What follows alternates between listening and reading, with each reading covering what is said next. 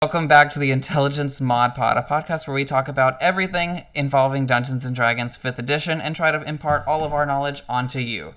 Now, this week, we are on week 3 of our classes, and we have our first half-caster of the bunch. This is going to be the Paladin. Now, I do not play Paladins.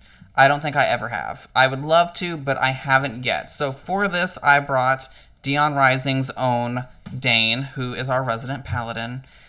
He knows significantly more about this than I probably do, so I figured it would be good to have his input on this, aside from just me trying to tell you what I think I know. So how many Paladins have you played in your Dungeons & Dragons experience? So I guess with the old rule, Paladin and Hexblades were like bread and butter. They went together so well.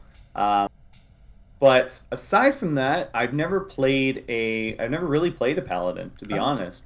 Like I said, I would play kind of, you play like the edgy, dark Paladin kind of character because you got the Hexblade patron, stuff like that. But never really kind of fully went into the Paladin side of things. So with Killian, it was quite the foray into this new kind of territory. And as I'm playing Killian, I am learning a little bit more, and with the 2024 rules, learning a little bit more as to where the Paladin's role kind of lands in this group in particular. I'm sure in other ways it will, you can play him much differently than how I'm playing Killian. But at the end of the day, I kind of find that I'm falling into a spot where I'm going to be a good mix of like support and damage dealing. With the new 2024 rules, the all-powerful Nova Smites are gone. So you got spells to do other stuff, guys. You could do other stuff as a paladin. Did you know that? You're not just a smite cannon anymore? What? No. It's amazing. There's so many other spells that you could utilize. Although a lot of them will still be some kind of a smite, but there's other ones in there. What I love about Paladin as a class is that they can do it all. Like, I feel like a lot of people really like to dote on the Druid for being the all-rounder, but I feel like Paladin just does it so much better. Because I feel like a Druid, you can niche into anything, but the Paladin it doesn't matter what you build, you're still good at pretty much all, like, the kind of party roles that you need. No matter what, you're going to be pretty tanky. No matter what, you're going to most likely be good as a face. Even if you're not the main face, you can still do most of it. You're never going to be the best healer, but you're still a great healer just because of what you are. There's not a lot that the Paladin can't do. And I think people need to really put some respect on the Paladin's name, because if I were to pick, like, the strongest classes, it would be in the top 3 for sure. I think the Cleric really gives it a run for its money just because the Cleric is the Cleric. But Paladin is so strong, and I think it's a great starting off point for both new players, and it's a great choice for people who know how to min-max and want to just do crazy shit. Yeah, it's that classic sword and board, kind of motif that a lot of people go for, the Holy Avenger type, and we're not talking subclasses this round, but whenever we do get into that, then you kind of start delving into what type of paladin are you going to be, and there's lots of flavor that you can add with those subclasses, but we'll talk about those at another time. Yeah, and something like I really want to iterate for new players getting into Paladin is everyone thinks that you have to be this, like, holy person, you have to be associated with the church, and that's not true. Paladins are not clerics. In fact, they specifically state that your power comes from your oath, not from a god. So if your oath is to a god, all more power to you. You can 100% run the Holy Knight, you can 100% run this Holy Avenger. But if that is something that is turning you off of the class, just know it doesn't have to be that way. And while we're not talking about subclasses this week, I think a perfect example of that is like the Oath of the Crown, where your entire allegiance and your power comes from your oath to, like, a king. So Yeah. You can really get these oaths from pretty much anywhere. It's just you need to stick by your oath. Like that is a key component of this class. Yeah, like that is just like the cleric gets all their power from their deity. The paladin draws it from their oath, and Mm-hmm. by kind of sticking to their those tenets of the oath that they made. Yeah. And so I do think with that, it's one of like 3 or 4 classes that has built-in roleplay for you. I feel like when you look at the cleric, the warlock, the paladin, like your roleplay is already there for you. It's like it's so easy to build off of. So if you're Hmm. like struggling with roleplay, possibly think about one of those 3 classes because half of the roleplay can be built in for you. And then you don't have to like come up with all this crazy, nonsense by yourself. Um, but with that, we're gonna jump into the actual rules of this, so we can, let you know how this class works, what it's strong at, which is pretty much everything, what it's weak at, which is pretty much nothing, and how to play it.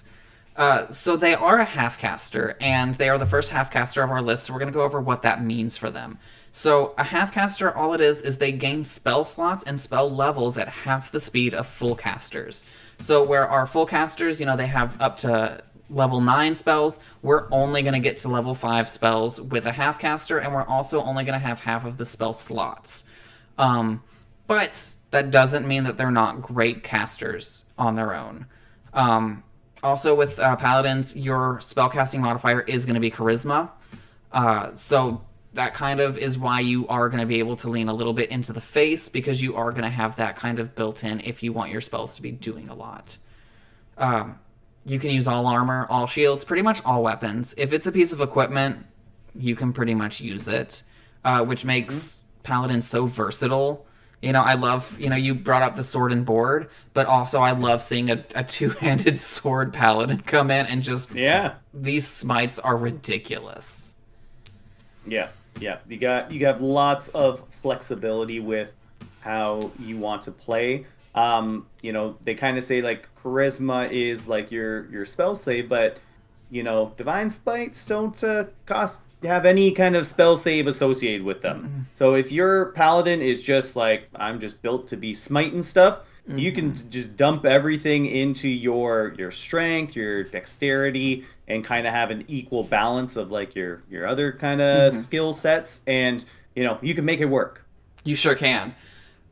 So I know oftentimes they like to say that your 2 biggest stats for a paladin should be strength and charisma. I would like to say I don't agree with that. I think both of us have a very similar outlook that dexterity paladins are so much better because you're getting that Yeah, armor class. I'll just like dexterity is just kind of like the king of like any kind of martial Mm-hmm. any martial character. You can still get really high ACs with medium armors and stuff like that. The strength, and even if you just got to strength 13, you can aside, or I think it's 15 for like full plate. Mm-hmm. But you can use all the big weapons with strength 13. You can pretty much use like majority of the heavy armors at level with 13 in Mm-hmm. it. So, it is a very flexible type character. Just depends on how you want to play it. Yeah.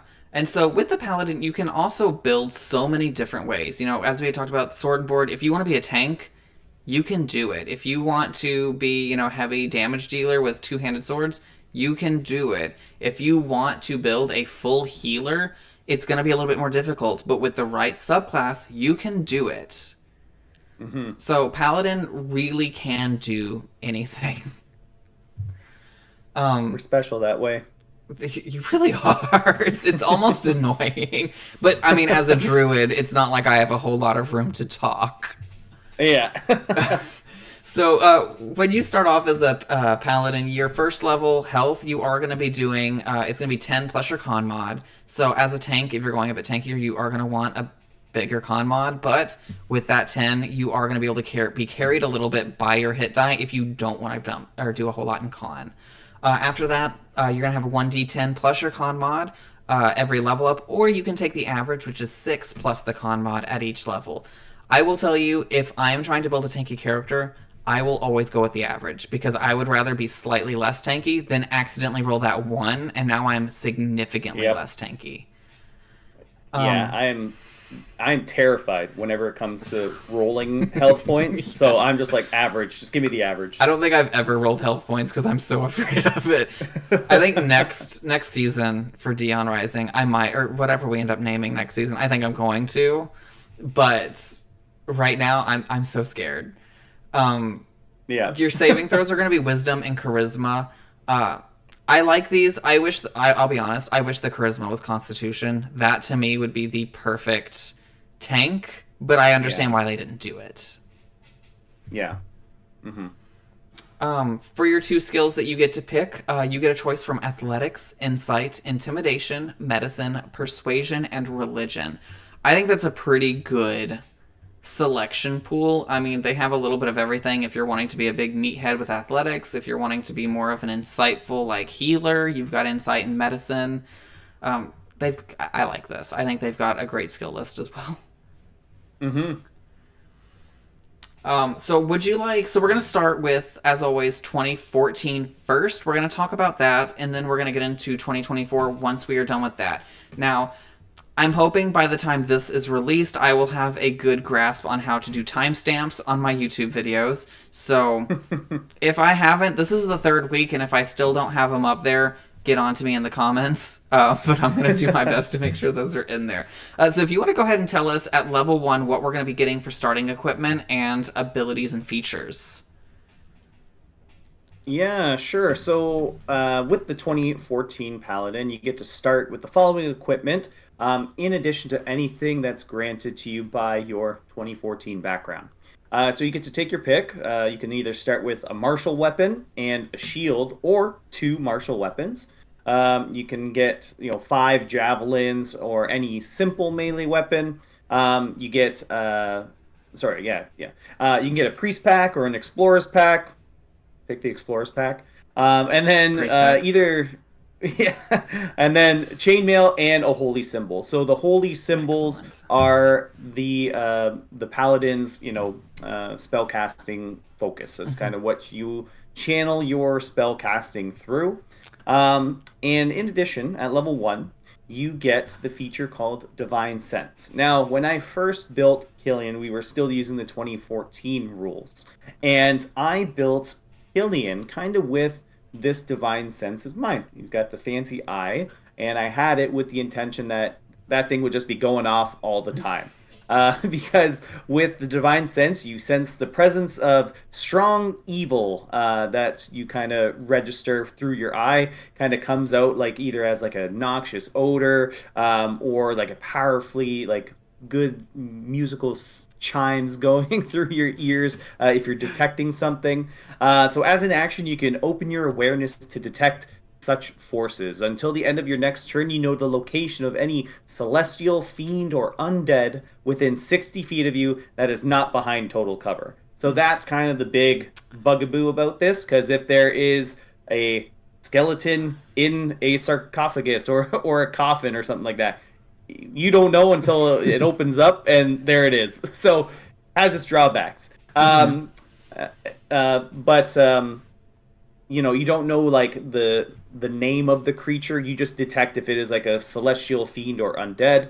And within the same radius at 60 feet of you, you can also detect the presence of a place or an object that has been consecrated or desecrated, as with the Hallow spell. So if there's Excellent. areas that have maybe had like some dark rituals been done there, or they deface like a holy place, you can, pick up on that immediately. And once again, this was the big feature that I wanted for Killian, because you could use this feature a number of times equal to you 1 plus your charisma modifier. Mm. And then when you finish a long rest, you get it all back. So it was just, I would be like, you walk in, boom, there's eyes going off, eyes going off, eyes going off. But I had to change a little bit, and we'll Yeah. talk about that a little bit later. So You, something I really like about Divine Sense is, again, something I talked about earlier, is that it builds the roleplay for you. This is such a flavorful feature that really can be used in so many ways to really bring your character out. If you're struggling with your character, talk to your DM. This is a feature that can really enhance your character. Yeah, and it's really been there's some pros and cons to the new 2024 rules that we'll talk about in a little bit. Basically, you can use it a little bit less, but that whole behind cover stuff is gone. So the other big thing that you get at level 1 is lay on hands, and arguably, probably one of the better, if not the best, one of the best healing spells in the game. Because and I only say this because there's no rolling involved. When you're at high levels, you can dump in 25 points of healing without any rolls, or 24, so you keep one additional hit point. You get to choose the number of hit points that you want to heal someone for. And it doesn't cost like a spell slot or anything like that. The only reason that I would say it's not the best, or late game, I agree. I think it's really, really strong late game. But early game, odds are your other healers are going to have a +3 to their spell mod. And so even if they roll the lowest, which right now is 2D whatever, they're going to get that 5. Yeah, like I said, with the 2014 rules, it was a little bit stronger. Because now they've buffed up all the healing spells. Yeah. Because even then it was still a 4, though. But yeah, it's great to not guess. And it's good that if someone goes down, you don't have to waste a whole spell slot to give them 1 health. You can just pump 1 health and get them right back up, and they're fighting just as strong as if they were full. Yeah, exactly. So, lay on hands. Your blessed touch can heal wounds. You have a pool of healing power that replenishes when you take a long rest. With that pool, you can restore a total number of hit points equal to your paladin level times 5. So every level, you're gaining an additional 5 hit points that you can heal someone with. As an action, and this is 2014 rules. They've changed this now. As an action in the 2014 rules, you can touch a creature and draw from the power of the pool to restore a number of hit points to that creature up to the maximum amount remaining in your pool. You can dump all of your healing points at one time if you want to. Alternatively, you can expend 5 hit points from your pool of healing to cure the target of 1 disease or neutralize 1 poison affecting the target. You can cure multiple diseases and neutralize multiple poisons with a single use of lay on hands, expending hit points separately for each one. And you can't use this on undead or constructs because they don't want to be touched by holy magic. No, they don't. Yeah. And once again, this has also changed a little bit because they got rid of diseases. So it's just poison in the new 2024 rules. How did I not know? They got rid of diseases? Yep. It's just poison now. Oh my god. I need to look into it. I didn't know that.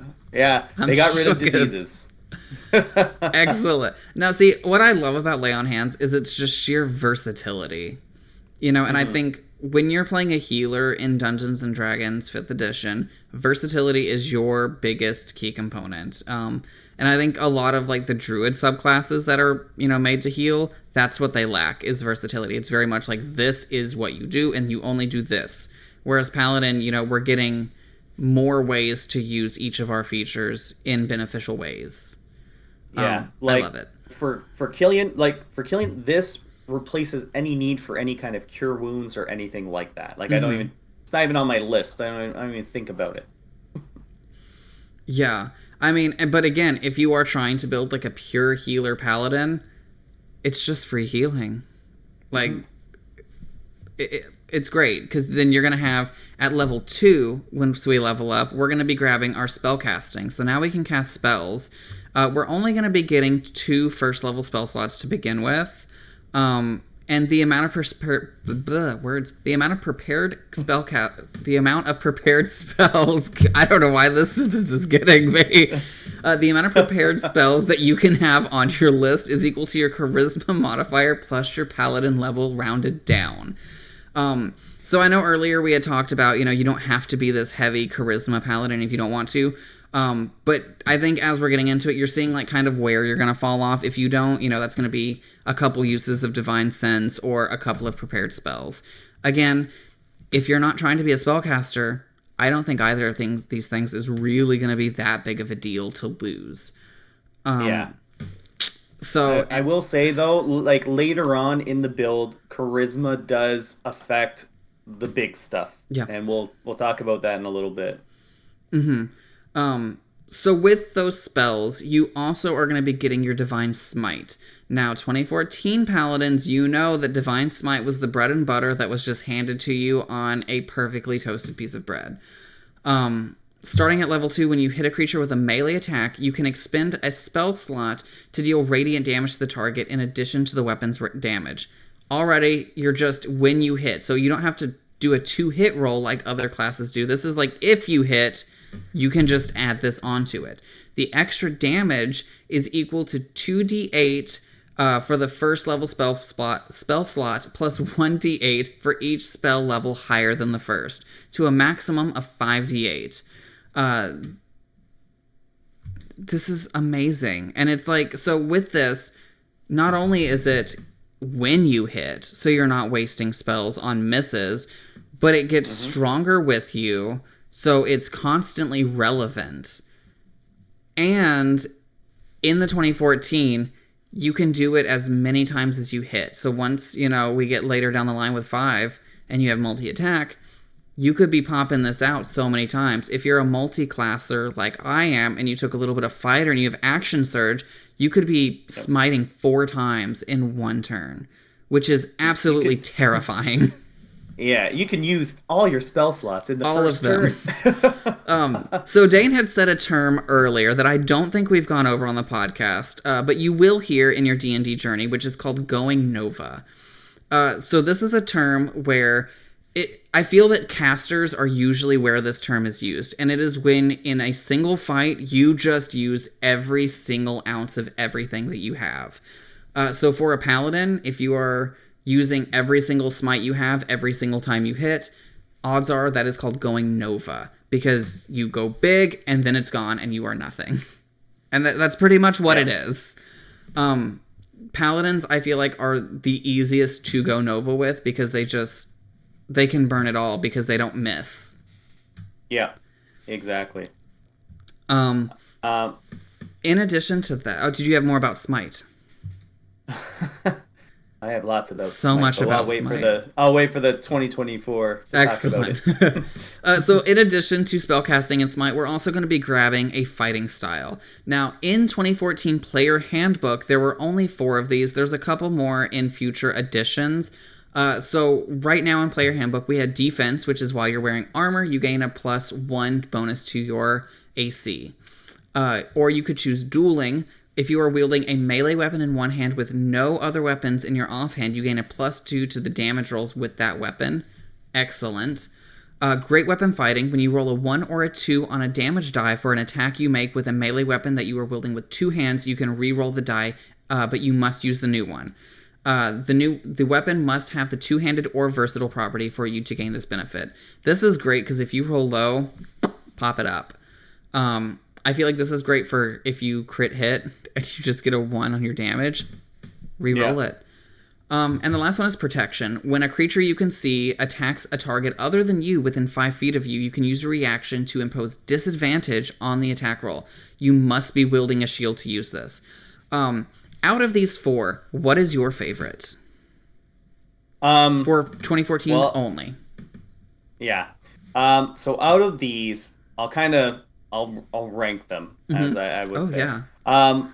Like if you're going for sword and board, kind of, but you want to do some damage, Dueling, easy. Like just an additional +2 is great extra damage. The defense is always good. Like, ain't nobody gonna be mad at 1 extra AC. That's great. Protection is pretty niche. You have to have like your other people in front with you. Okay. And you also have to be wearing or using a shield. So there's already kind of a requirement for that one. The Great Weapon Fighting, of course, is is good to re-roll that low damage. But as I've found with Paladins, as I've been playing, I don't really care as much about the damage I do with the weapon. Because the smite is where the money comes in. Okay. So just as an example, you know, I would, and I had it with the 2014 rules. I still have it with the 2024 rules. Killian is using the dueling fighting style. That way he can get that guaranteed damage with his weapon, and then if he does add on that extra oomph of a divine smite, you know, that just gets rolled on its own. So like the great weapon fighting does not affect your divine smites or anything like that. It's just the damage of your weapon. Yeah, it can come in handy with the critical hits and stuff like that. But that's kind of like where I might put them. Like protection's kind of at the bottom. Defense and dueling is like neck and neck for me. Like it's, you know, either one you're gonna, you know, benefit from. It just depends on the play style. I feel like we have completely opposite lists. For me, I'm with you though, great weapon fighting. For me personally, I'm a support player. Everything I do is support oriented. Great weapon fighting isn't doing it for me. I think it's great if you're doing a two-handed sword or two-handed mace, whatever, hammer. Character, it's super good. It's really strong because instead of that 1 or 2, you can roll that d12 again and possibly get a 12, possibly adding 10 to that damage. Dueling, for me, I think it's fine. I don't necessarily love it. Defense, I think, is top tier. I think it's great. I love it. But for me, I love protection. But there is a stipulation to my love of protection. And it's something I talk about on the podcast a lot. And that's if your DM is fudging rolls or not an honest roller because they just want the damage to happen, imposing disadvantage isn't going to do anything. Yeah. I also would like to say with 2024, my ideals of protection have changed because of weapon mastery, how we had talked last time about weapon mastery and with the sap and whatnot. You know, it kind of does it for you. So you don't have to take it. I would rather just take defense.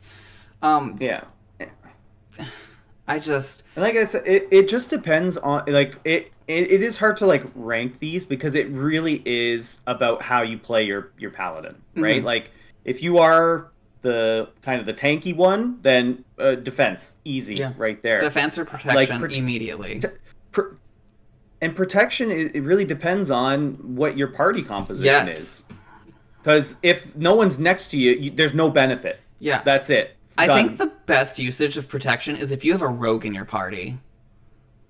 Because then they can kind of be with you. If they don't have the mobile feat, you know, they can get in there and use their bonus action to attack rather than disengage. Yeah, but they have to be within 5 feet of you. Yeah. Right? Which is like 1 square. Yeah. And if they're, like, say they're flanking as an example, right? Then they're out of that range, right? Yeah. Well, yeah. But, I mean, if they're just right next to you... I mean, also with protection, you can cover a wide range of people. Because if there's people on either side of you, maybe a person behind you...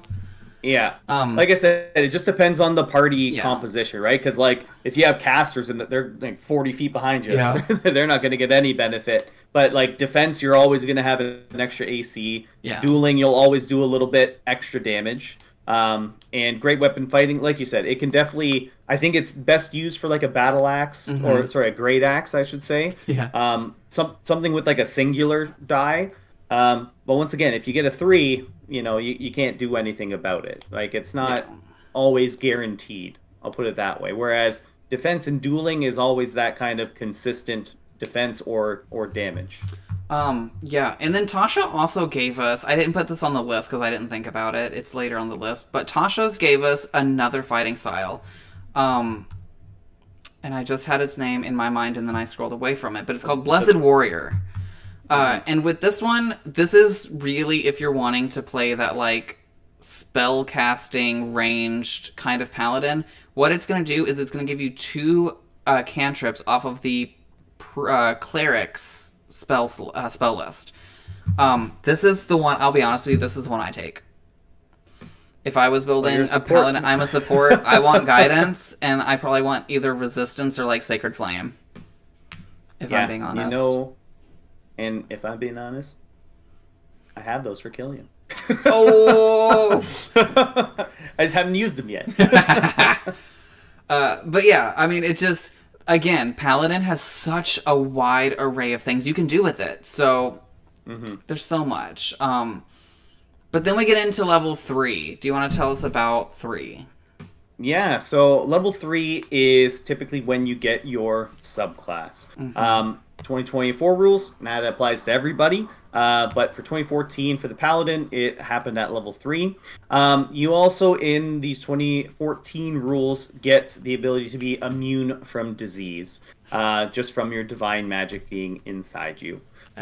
So with your oath, this is the level that you take your oath and you choose your subclass. You get the features associated with that subclass. You get channel divinity, which are tied to those oaths, as well as each of those oath subclasses have their own spell list. I try not to get tongue-tied there. Can we just say that the Paladin has been the most tongue-tied episode I've ever recorded? It's getting me, and now it's getting you. Paladins are just really out to get us. Yeah. Also, at 3rd level, you're going to be getting another spell slot, so you'll be at 3 first level spells. Excellent. It's a good place. 4th level, we're not really getting a whole lot in terms of Paladin specific. This is where you're going to get your ASI. Now, as we've said previously in other episodes, the ASI stands for Ability Score Increase. And for that, you can either add 2 points. It's 2 separate 1 points, but you can put them on the same thing if you wish to any of your abilities. So if you want to make +2 on your Constitution, if you want to do 1 Strength, 1 Con, 1 Charisma, 1 Dex, whatever it is that you want to do, or you can take a feat. I know we haven't gone over all of the feats yet, but I will tell you as a player, I prefer feats. I would rather be slightly weaker with more features than stronger with less features, because I, as a player, put value in versatility. Yeah, and the Paladin does lack in certain areas, like one of them being their reaction. You know, you basically, the only thing you can do with your reaction is opportunity attacks. So with the wide variety of feats available, I'll just give a super easy one for the 2014, like Sentinel or Polar Master, or even could be options, right? You're keeping the people next to you where you want them to be. You don't want them attacking anyone else. You want them next to you. Yes. So just as an example, those are like just right off the bat, easy ones to go for. But there are a ton that you could pick up as a Paladin that would just complement your build. So I would definitely go with a feat for sure. Until you get like level 12, then maybe an ASI. Yeah. See, I think 4th level, if you're playing with Standard Array, which was a lot of good God, can we learn how to... This is a charisma-based class, but it has sapped every ounce of charisma out of us. If you are playing as a new player, odds are you are using Standard Array, which means that one of your 2 main ability scores is going to be on an odd number. I love 4th level being used for a half feat. Now, what a half feat is it's all of those feats that give you like a +1 to an ability score and then a little something extra. I think level 4 is the perfect place for half feats, personally. Yeah, I agree. And in the 2024 rules, which we'll talk about eventually down the line with feats, all of them have a half feat or 1 ASI point, I should say, depending on. Yeah, pretty much all of the non-origin feats have a like a +1 to a stat, in addition to their feat features. We love to see it. Yeah, I'm looking at them right now, and yeah, they do. That's excellent. I'm glad they did that because half feats, I feel like, have always been just so good. Yeah, it's either like you're getting a ability score increase of 1, or you're getting like massive bonuses to attack rolls. Both of which are great. And when we get to level 5, this is where you get pretty much all martial classes get the all-important extra attack. Yes. And when you're a paladin, an extra attack means you get an extra chance to smite somebody, which is very important. So extra damage, just go nuts. Get your proficiency bonus up, which affects basically all your abilities to hit, which is, if you hit more, you get more smites. And then finally, you get second level spells at 5th level. So, your other full casters have already gotten it Yes, at they have. 3rd level, and finally you get your turn to hit extra harder with your smites. Yes.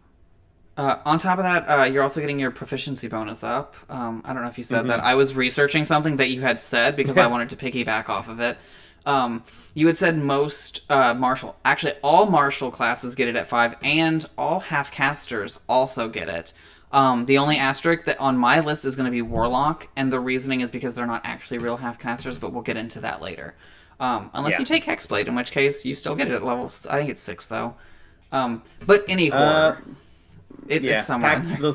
Those evoke Warlock's going to be its whole other thing. Listen, I've already planned that when I do Warlock, I'm going to do Warlock, and then I'm going to do a sub-episode of, invocations, because there's just too many to talk about with the class. Yeah. Oh, yeah, definitely.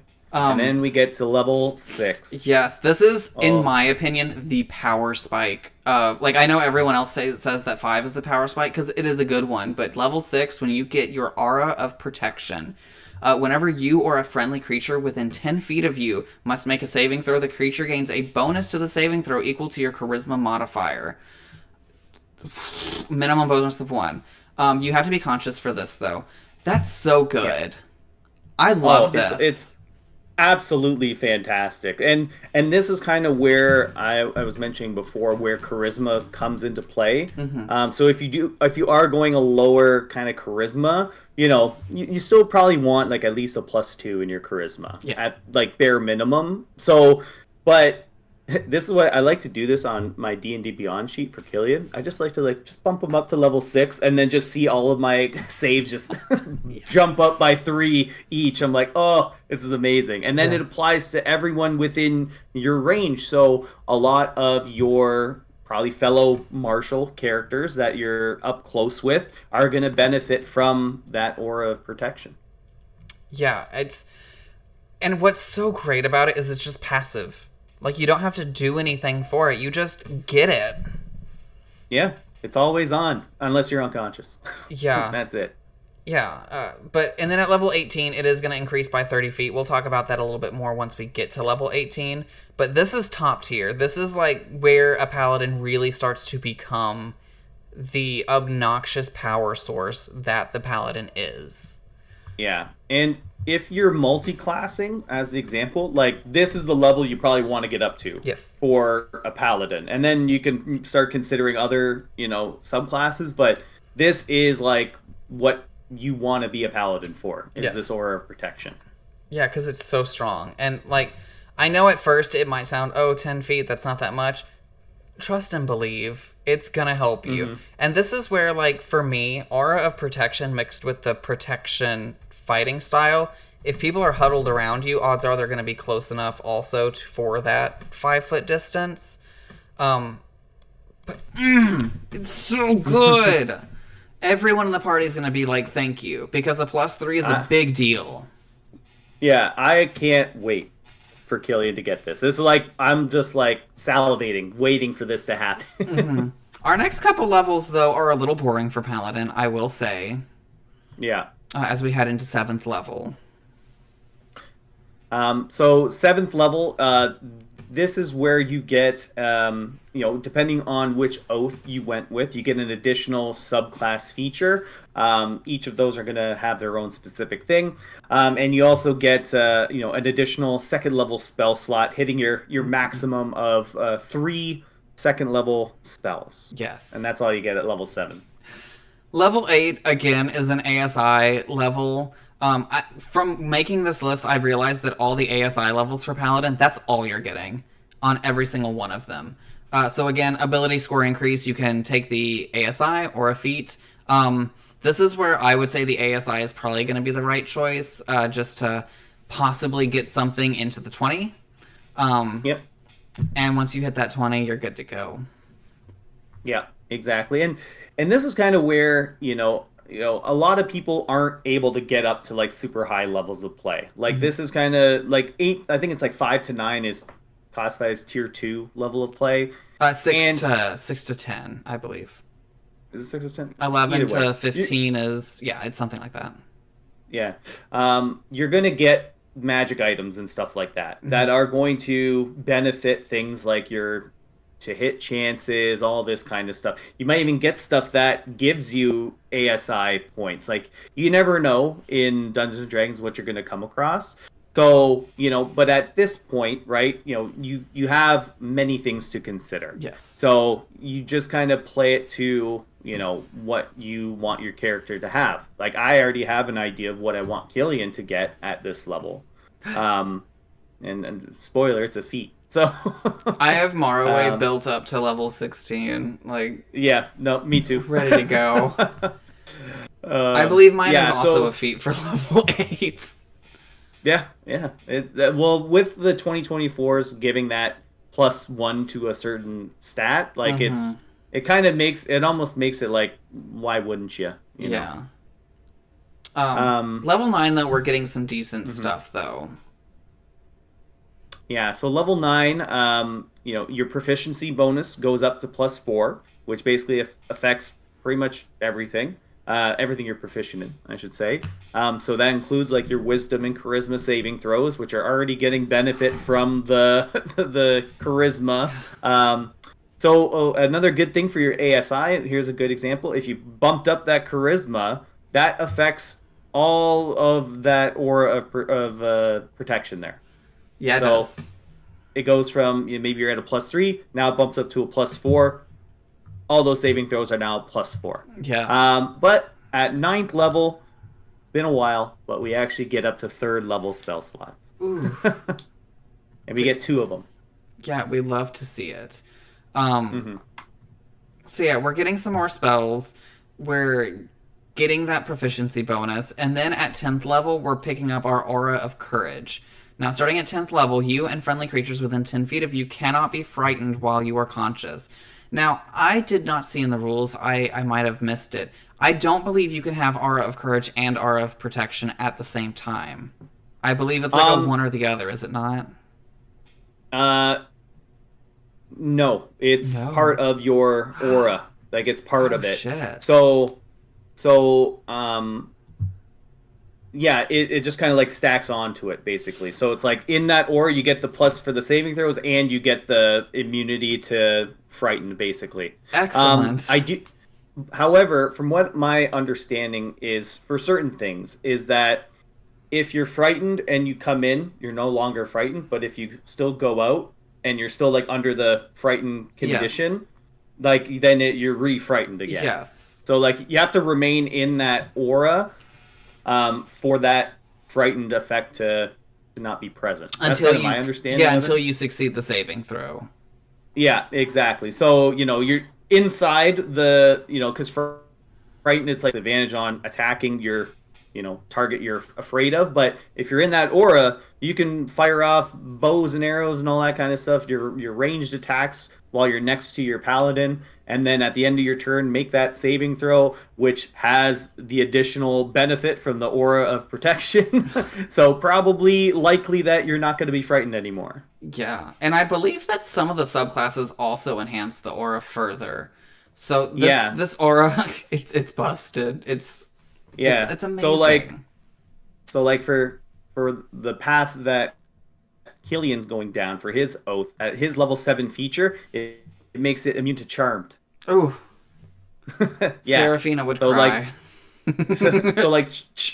Charmed and frightened are probably like some of the two most like common, I would say, conditions in the game. Pretty common, fairly common, I would say, especially like charmed and stuff like that. That's crazy. I don't think I've ever been charmed. Yeah. Well, if you got the saves for it, then you're good. But yeah, so like you're just nope.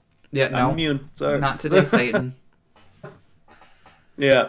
And then at 11th level, you get what's called the improved divine smite. So contrary to what it sounds like, it doesn't actually improve your divine smite itself. But at 11th level, you're so suffused with righteous smite that all of your melee weapon strikes carry divine power with them. So whenever you hit a creature with a melee weapon, the creature takes an additional 1d8 radiant damage. That's just on top of your hit. And at this point, you get I believe, your final 3rd level spell slot as well at this 11th level. Yeah. Improved Divine Smite is great. This is, again, it's just giving you guaranteed damage, which is a common theme of, like, I feel like the Paladin can be summed up in one word, and that's reliable. The Paladin, everything they do, you can rely on it working. You can rely on the Paladin to get shit done. Yeah. That's how I like to think Killian is. At 12th level, we're going to grab another ASI.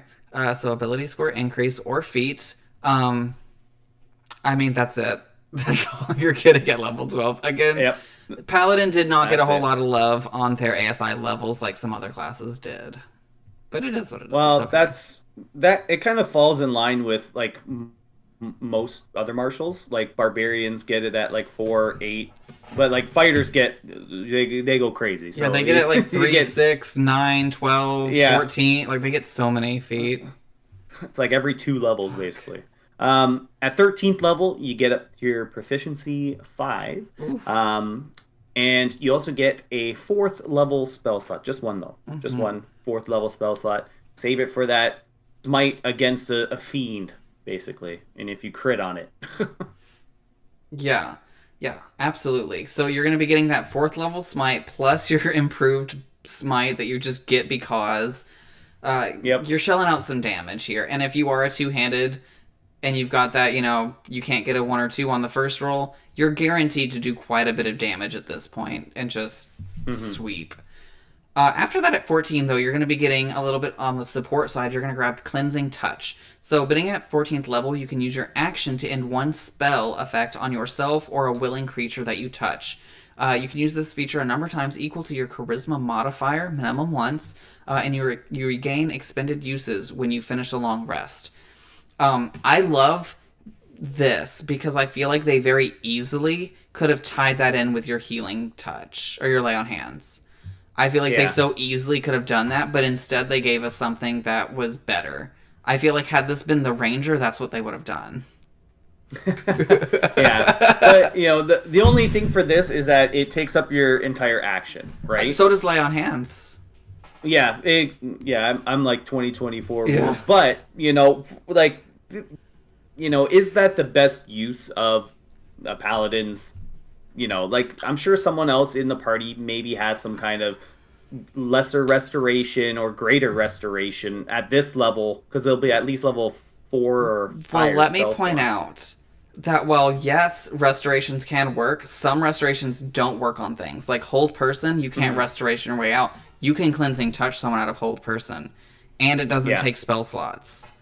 This is just like, if you are playing the character I want to play, like just a full support, this right here is such a powerful tool for you because it doesn't take your spell slots, and it's not like certain effects. It is all spells. You just pull them right out of. Which, what more could you want?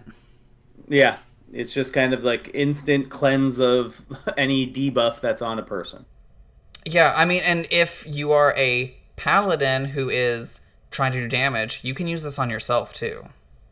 As long as you're not, stunned or anything. Yeah.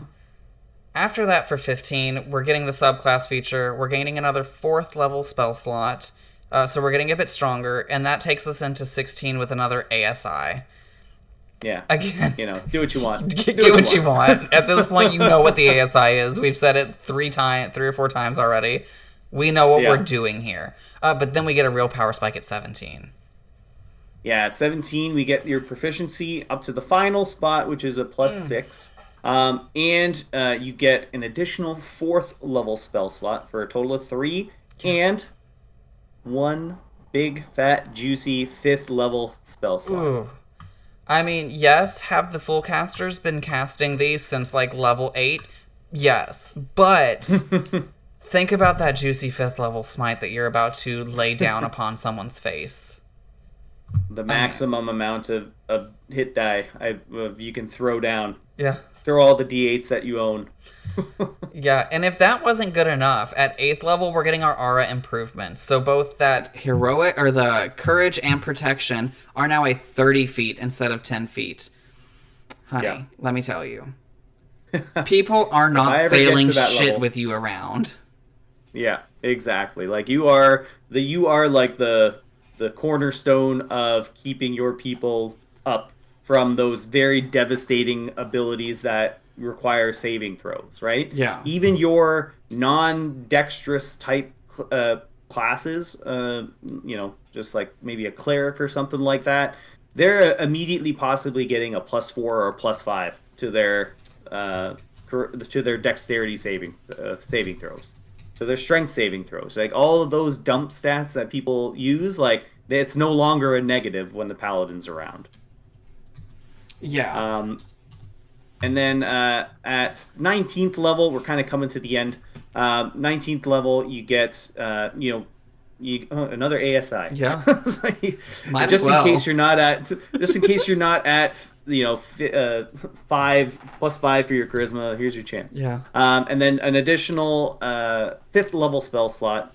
And then finally, you get to 20th level, which each of the oaths have their own capstone feature. Yeah. But we're not going into that today. No, we are going to talk about the subclasses at a later date. So that is our 2014 Paladin. I think this class, again, I will be honest, I think the Cleric is the strongest 2014 class. This right here, it might not be the strongest, like, all the time, but it does so many niche moments that it will never not be useful.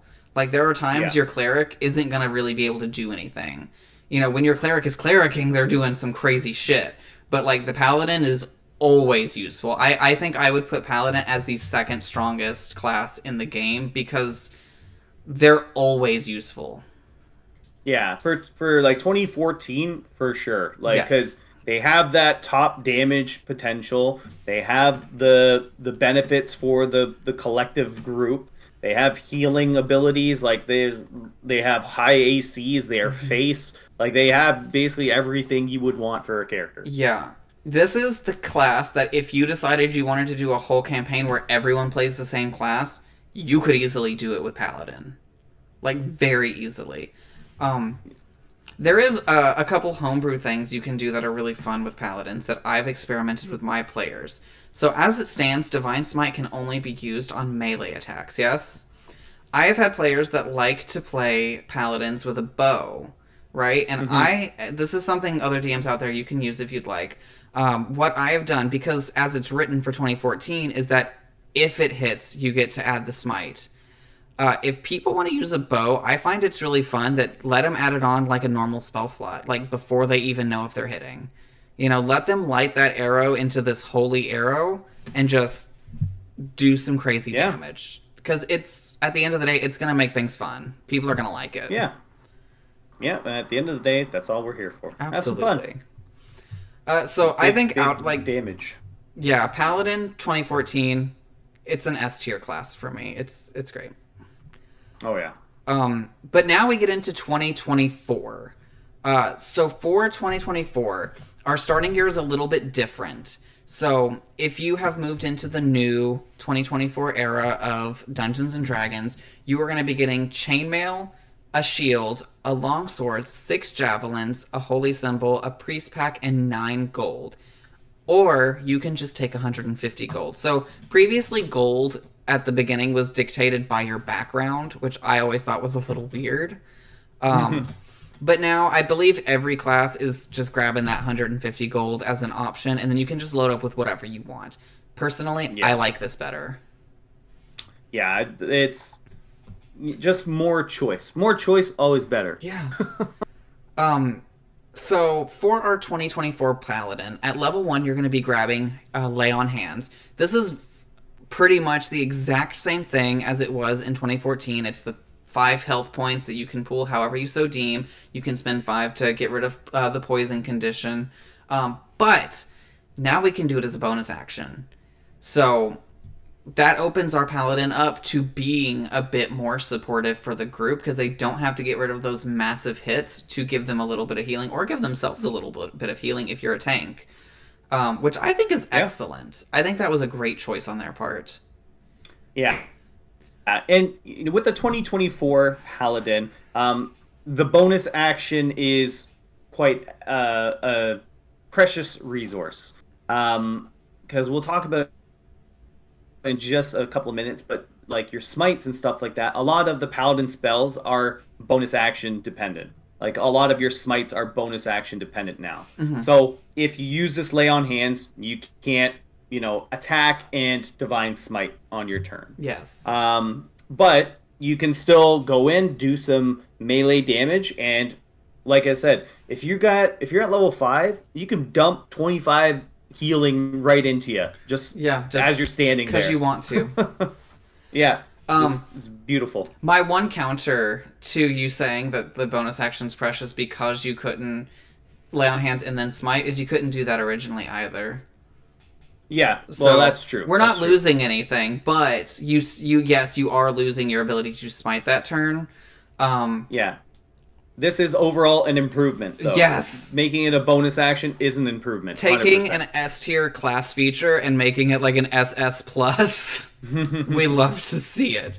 Also, contrary to 14, we're going to be getting our spellcasting at level 1 instead of level 2. So with that, also our prepared spells are a little bit different. I don't think we went into it last time, or I think I did, that it was your charisma plus paladin level. Now it's a flat number.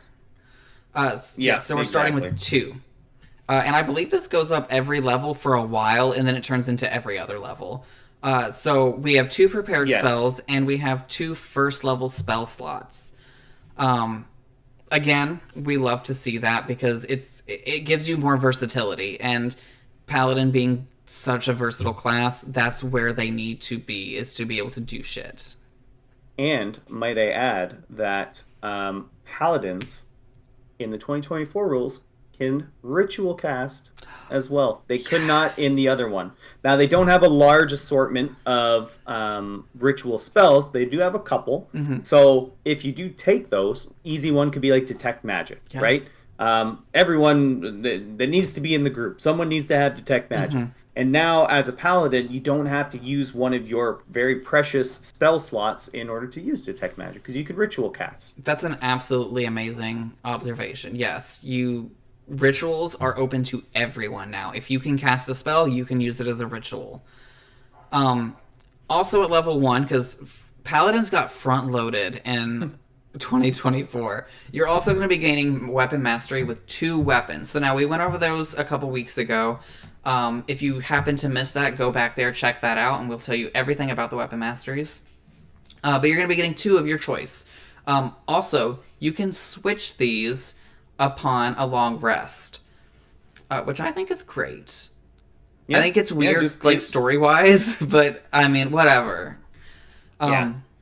There is one thing I missed on Lay on Hands I wanted to bring up, and that's that the limitation on constructs and undead is lifted. So we can now heal our undead friends. We can now heal our construct baddies. God doesn't care if you're undead. Just here you go. Right? You're a machine. We'll fix it anyway. I would like to imagine, like, if it's an undead, like, you just start, like, growing skin back on it or something. I just want to, I just want to play a character that's a paladin that's just, their whole goal, like, maybe they have a friend that's undead and they're trying to heal them so much that they come back to life or something. It's like, oh, here you go. Like, their big goal is to, like, cure, like, a lich or something like that. Yeah. Give me some, like, true resurrection. Yeah. I think that had to be more of a cleric storyline, because paladins aren't getting that level of magic, but the sentiment stays. And you can also switch out your prepared spells on a long rest as well. Yes. That's I all believe I'd they say. could do that in 14 as well. I think they were also prepared spellcasters back then as well. Okay. Well, if we didn't mention it. Yeah. Now we did. You can't call us out on it. Or you could in the comment section. Feel free to. I'll have some witty remark for you. Yeah. All right. I want to talk about this, what we get at level 2, Yeah. because this is kind of the big deal. So, level 2, we get an additional prepared spell, so we get a total of 3. You still have 2 first level spell slots at level 2, but this is where you pick up your fighting style. It's now been opened up to any of the fighting styles that are available to you. You can pick. We still have the classic defense, dueling, great weapon fighting, protection, blessed warrior, but like I mentioned, all of them are opened up to you now. Interceptor, thrown weapon, dual wielding, all that kind of stuff. Defensive It's all duelist. Oh, that's a feat. I'm well, that's totally a joking. feat. That's a Yeah, feat. Just kidding. I lied. the two weapon fighting. Yeah. That's the one. But every single fighting style is now opened up to you, so you're not limited anymore in as you might have been in the 2014 rules with the fighting style. Now, here's the big one, and here's what the internet blew up about: is the Paladins smite. They've called it the Paladins smite, but basically it is your divine smite. Your divine smite is now kind of classified as a spell. So you always have the divine smite spell prepared. In addition, you can cast it without expending a spell slot once per long rest. And you have to take a long rest to cast it again. It's always cast at its lowest level or once per long rest feature. Okay. So if you're using it, it will only ever be that 2d8 divine smite damage.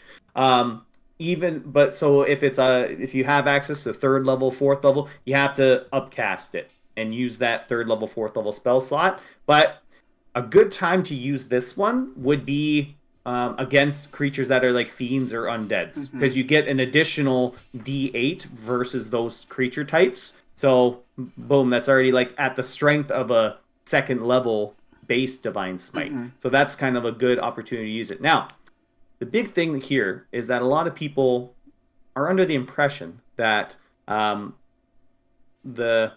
enemy spellcaster is going to counterspell your divine smite because it is a spell. Now let me tell you, if they do that to your divine smite, then that's good for you, because now your wizard in the back or whoever it is over there can cast their giant spell that just takes out everybody, and they wasted it on that single target damage. So yeah, if you get counterspelled during that, okay, sure, you lose out a little bit of damage, but now the bard's casted hypnotic pattern or something like that, and now everyone's charmed, and look at that, you get advantage on your next attacks against this thing and automatically crit, and oh, here comes a crit infused divine smite coming your way. So I feel like a lot of people kind of blew it out of proportion. Now, it being tied to your bonus action means you can really only use it once per turn. So even with your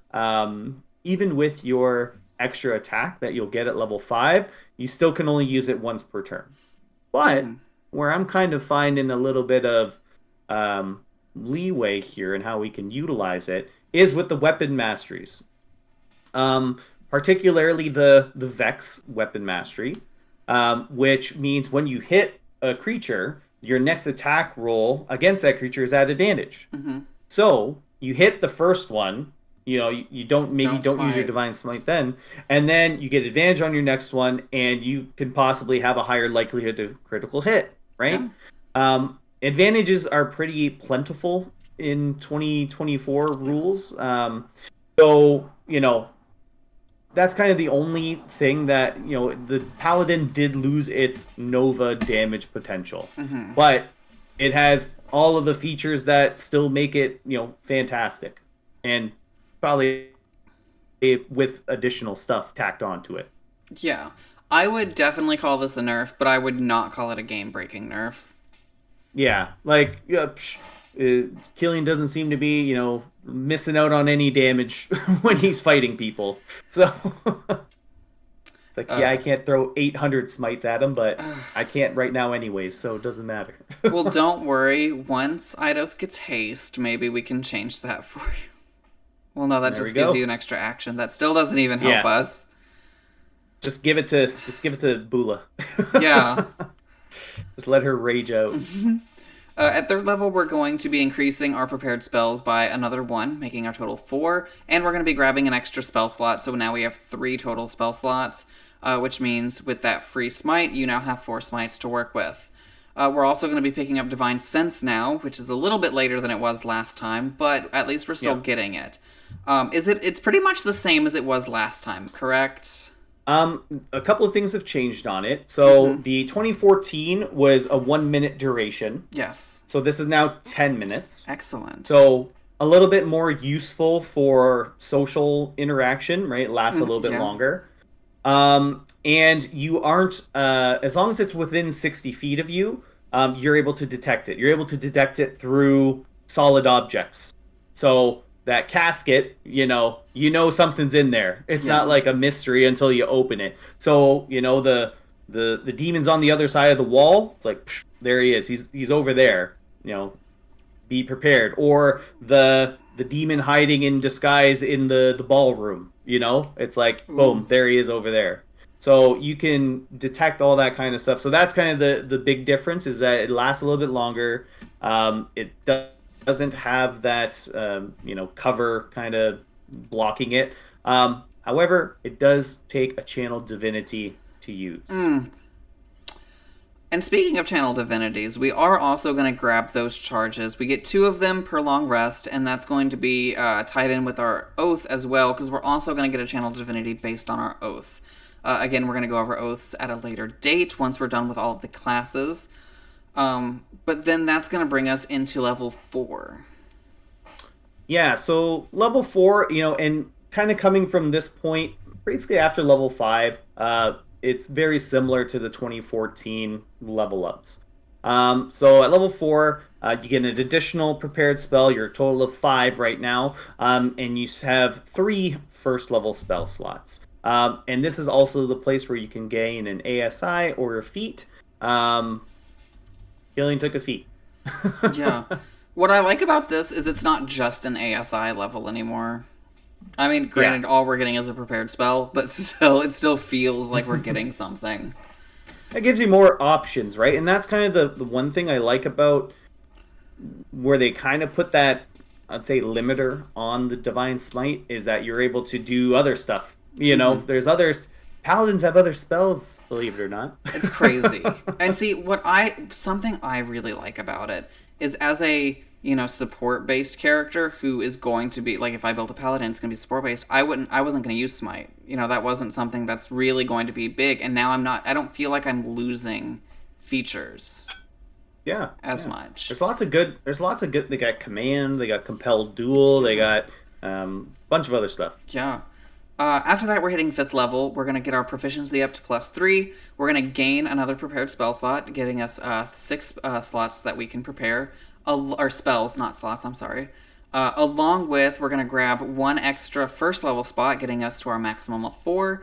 And we're gaining 2 second level spell slots. Level 5 is a big one, because on top of all these extra spells, we're grabbing extra attacks. So whenever we take the attack action, we get 2 attacks. We'd love to see that. But we also have a brand new feature for our Paladins for 2024, which is Faithful Steed. Now, with this, you can call on the aid of an otherworldly steed. You always have the Find Steed spell prepared. You can cast a spell once without expending a spell slot, and you regain the ability to do so when you finish a long rest. I adore this. I know earlier we had talked about, like, what if we cross-classed into Fighter? I feel like instead of just going up 2 levels, maybe go up 3 at some point, so you can take the Cavalier, and you could really make something out of this.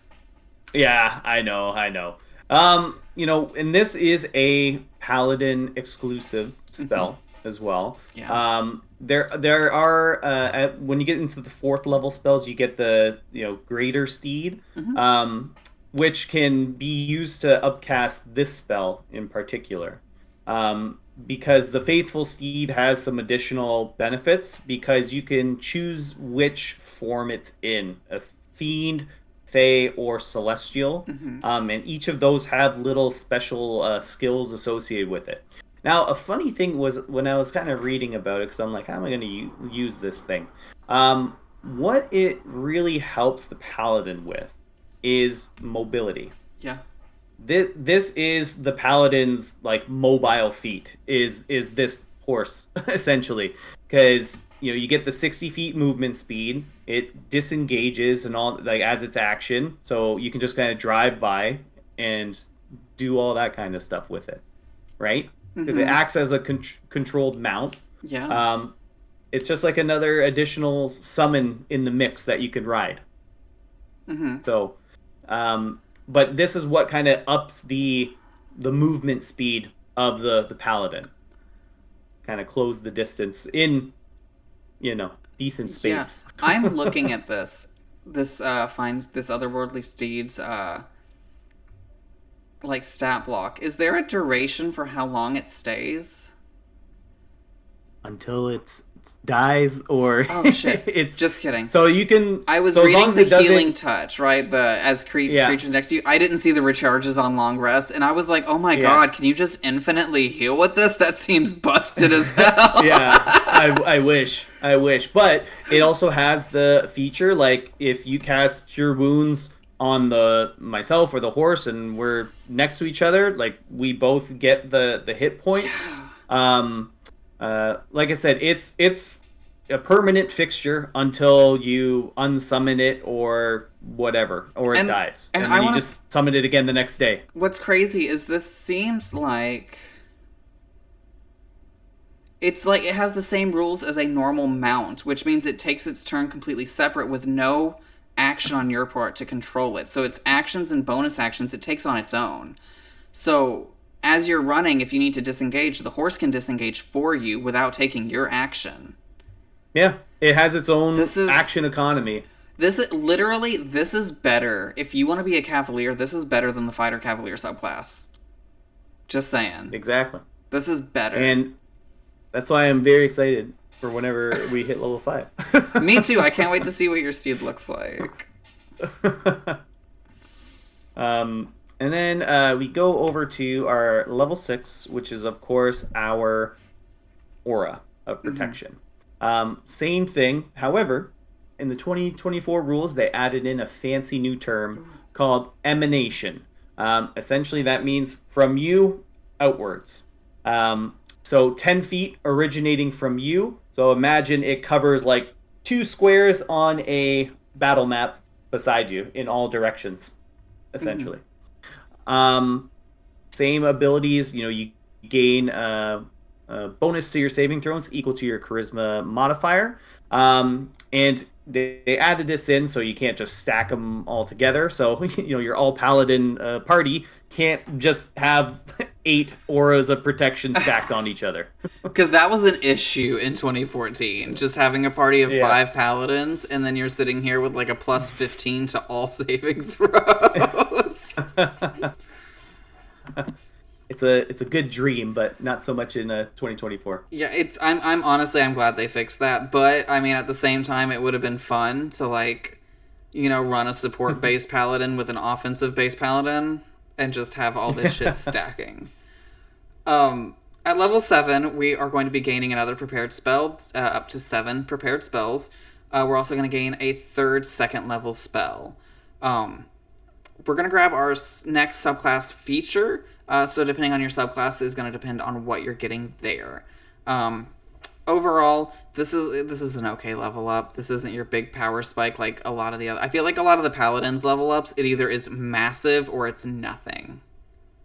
Yeah, and like I said, each subclass will have like very different subclass features. Mm-hmm. Just as a sneak peek, I believe the vengeance one, it like lets you like move in after you make a reaction attack or something like that. You're able to move half your distance, but like the devotion paladin gets the in his aura protection the immunity to charmed. Ooh. Yeah, so everyone's a little bit different. 8th level, ASI, or your feet, Excellent. of course. um, and 9th level, I'll talk about. So we get our proficiency bonus up to or up to a +4. We gain 3rd level spells here. Mm. So we're up to 9 prepared spells, and we have now 3 additional, or sorry, 3 second level spells and 2 third level spells. But we also get a feature called Abjure Foes. Now, this was tied into the channel divinity of the 2014. And it was given at like level 3 or something like that. Like, it was given like pretty low level. And they just kind of bumped it down to this and made it a little bit more stronger. So as a magic action, you could expend one of this class's channel divinities to overwhelm foes with awe. As you present your holy symbol or weapon, you can target multiple creatures equal to your charisma modifier that you can see within 60 feet of yourself. Each must make a wisdom save or frighten for 1 minute or until they take any damage. While frightened in this way, the target can only do one of the following moves on its turn: take an action or a bonus action. That's it.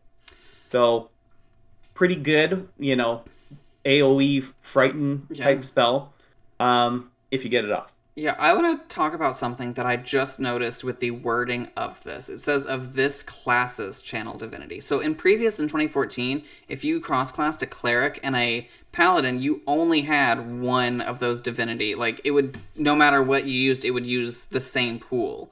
Whereas now I'm looking at it and they are separate.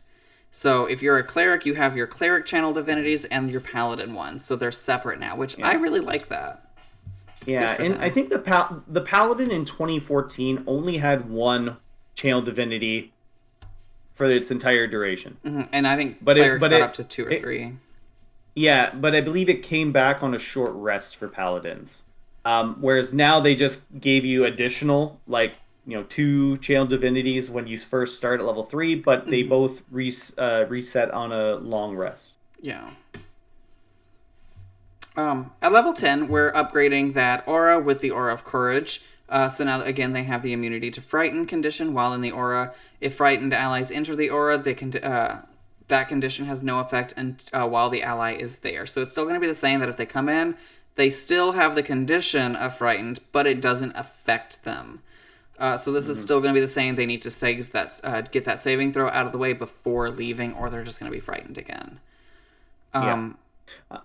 After that, we're hitting level 11. We're going to gain up to 10 prepared spells, along with an extra third level spell slot. So right now we're sitting at 4 first, 3 seconds, and 3 thirds. And we're also going to be snagging Radiant Strikes. So this is going to be the same as our, improved Divine Smite? Divine Smite. They just, now it's at Radiant Strike, which it should have been. It shouldn't have been called improved Divine Smite. But with that, you are going to get that extra D8 for all melee weapon or unarmed strikes. If you're wanting to use a bow, again, talk to your DM. Most of them will let you. We're also going to get it to up to 3 channel divinities. Yeah. So we're rolling it in. We can channel our divinity quite a bit. This is like the same as what the clerics are doing. Yeah, and you will use your channel divinities pretty often. Depending on, you got to be a little strategic depending on how your dungeon master runs things. If it's like super combat heavy, you might be a little bit more pick and choose where you're going to actually activate it. But aside from that, it's got the utility for it's your divine, your channel divinity for your subclass, the divine sense, or the abjure foes. Those are the 3 uses of it. So you can get one of each if you really wanted to. Yeah, pretty much. Yeah, 12th level ASI. Excellent. 13th level, you get your proficiency up to +5. You get an additional prepared spell. We're at 11 total, and we gain a 4th level spell here. So a nice 1 additional 4th level spell. And then at level 14, we get our Restoring Touch. So when you use Lay on Hands on a creature, and it is a bonus action to use Lay on Hands, you can also remove 1 or more of the following conditions from the creature: blinded, charmed, deafened, frightened, paralyzed, or stunned. Now that one, you don't really get too many things that can, get rid of the stun condition. Yeah. Um, and then you must expend 5 hit points from the healing pool for each of these conditions that you remove. And those points, if you use them to remove a condition, they don't heal. So it's just to remove the condition. This is a nerf. This makes me a little sad. I'm not gonna lie. I really, really enjoyed the cleansing touch that 14 had. That it was just remove spell. I thought it was great. It's strong. We're 14th level. We need strong shit. I don't like this one as much. I mean, is it useful? Yes, but we're also taking away from our, healing touch or lay on hands pool. So for me, this was a downgrade. I'm not happy about this one. But again, Paladin is so strong that they had to nerf them somewhere.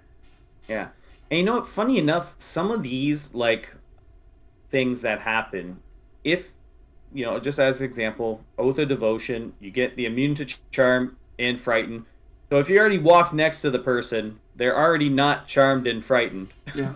Now you can just use your action to get rid of that so they don't have to make a saving throw.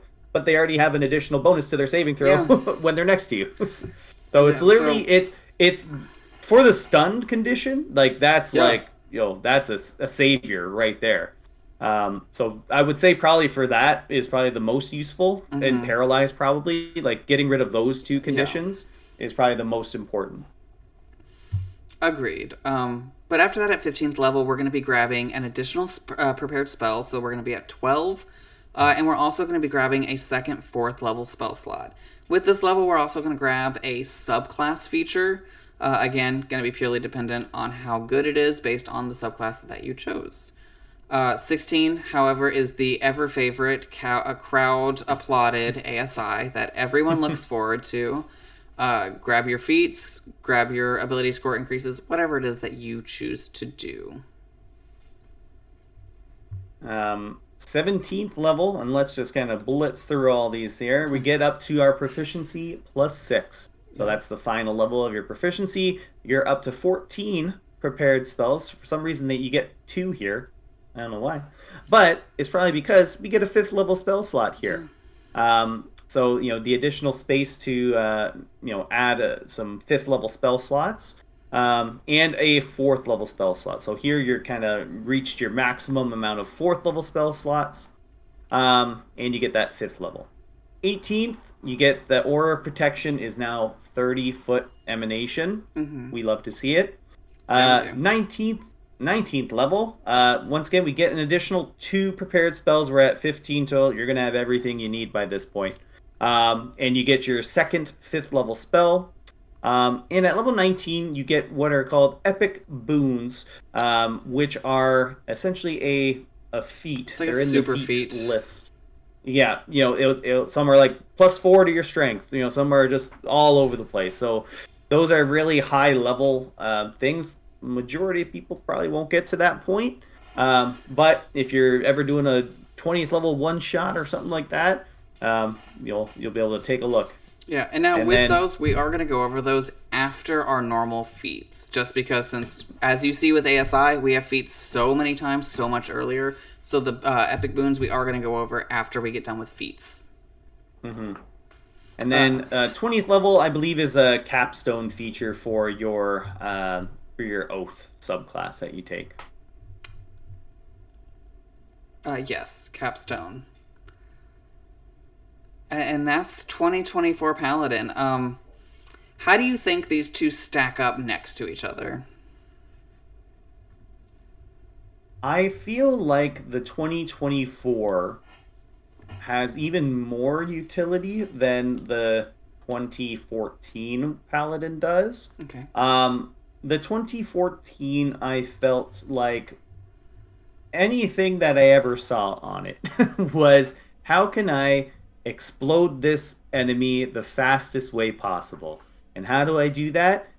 I multi-class into Hexblade so I could just do Charisma. Yeah. I do Fighter, just get action surge to level 2. And then, you get to Warlock level 2 or 3 probably. Fighter level 2, and then Paladin, like I said, to maybe 6.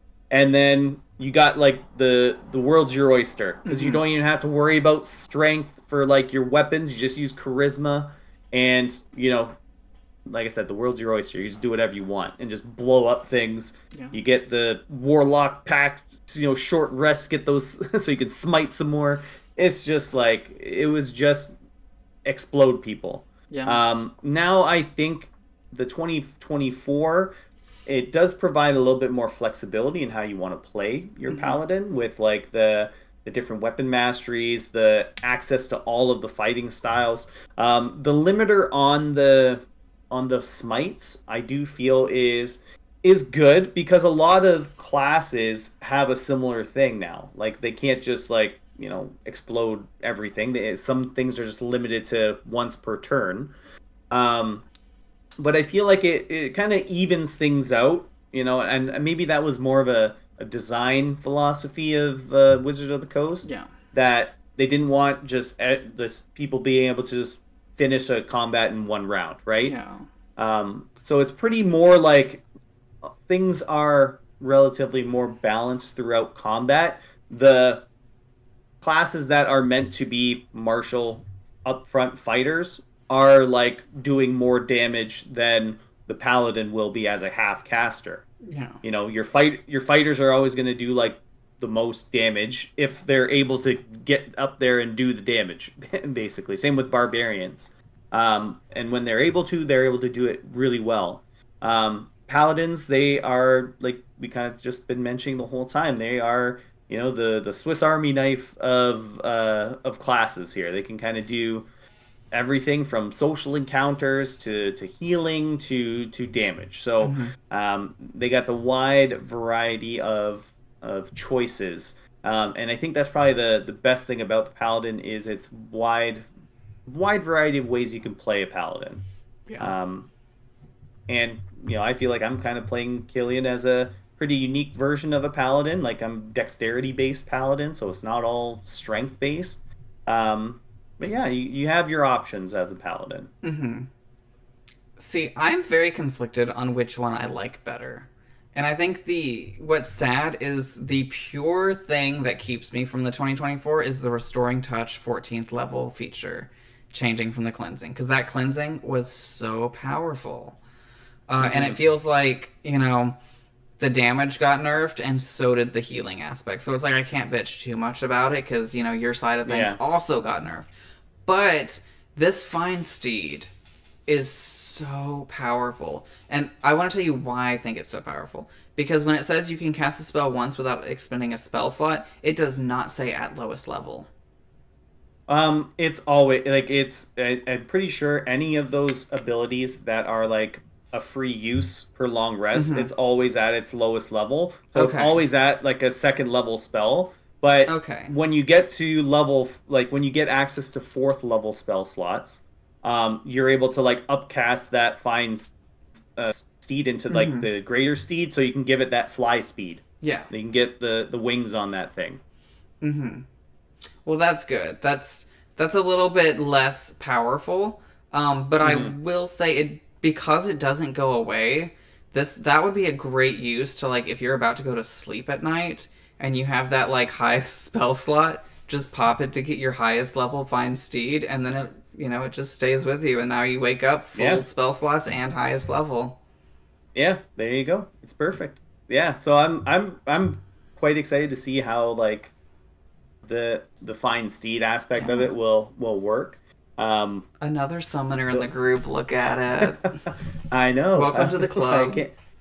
Mine's probably gonna be the biggest because it's a big old horse. That's nope. Oh, you probably got something coming. in It your won't be back till way, pocket. way later, but I do have a very, very large summon towards the end of our campaign. Oh, can't wait to see. But yeah, because now we've got me with my menagerie. We've got Serafina with Glitterbell. We've got Bula occasionally with her flumps. Oh yeah. Well, they just explode. So Yeah, they don't just do show that up, much. blow up.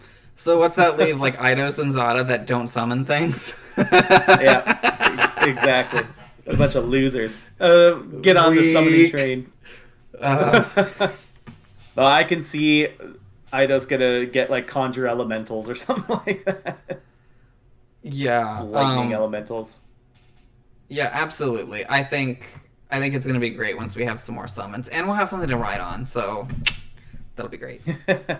Exactly. I can share with anyone if they want to ride the horse. So this has been our deep dive of the Paladin at its base, just all subclass stripped away. This is just the base. Remember, when it comes to flavoring your Paladin, it's all about the oath. This does not have to be a religious character. I mean, like, you look at the Oath of Vengeance, this could be, a poor kid who has been, completely mistreated by a bunch of nobles, and he has made an oath to himself to get vengeance for his own poor treatment. And that oath gives him power. Like, yeah. And there's legitimately a subclass called the Oath of Conquest, where they just go and, like, fight and just go, I want to take over this place, as my holy crusade, essentially. My favorite thing is with a conquest paladin is when it's like sexual conquest and they're just the biggest whores. I'm such a fan of do that. I'm such a fan of that. It's so funny to me because like every time you see a paladin, they're like these goody like, and then you get like the sexual conquest paladin, and it's just so funny. Like, just that, are they using intimidation or are they using persuasion? Wouldn't you like to know? So next week I am going to have Dane back with me again when we talk about fighters. Now this couple weeks are going to be very much filled with the same people. So this week and next week I'm with Dane, and for the next 3 weeks after that you will be having Royal with me, as he is our resident cleric and monk, but also because I couldn't do a ranger episode and not have him on it, because we have beefed way too much about rangers. It's going to be the longest episode of these. I'm not going to lie, if it turns into like a 3-hour episode, I'm probably just going to leave it at 3 hours. I'm not going to... I feel like our debates are just too much. Yeah. But with that, we are going to say goodbye. We are going to find our steed and ride off into the sunset, and we will see you for our next episode of IntModPod next week. And until then, may all of your intelligence checks be successful.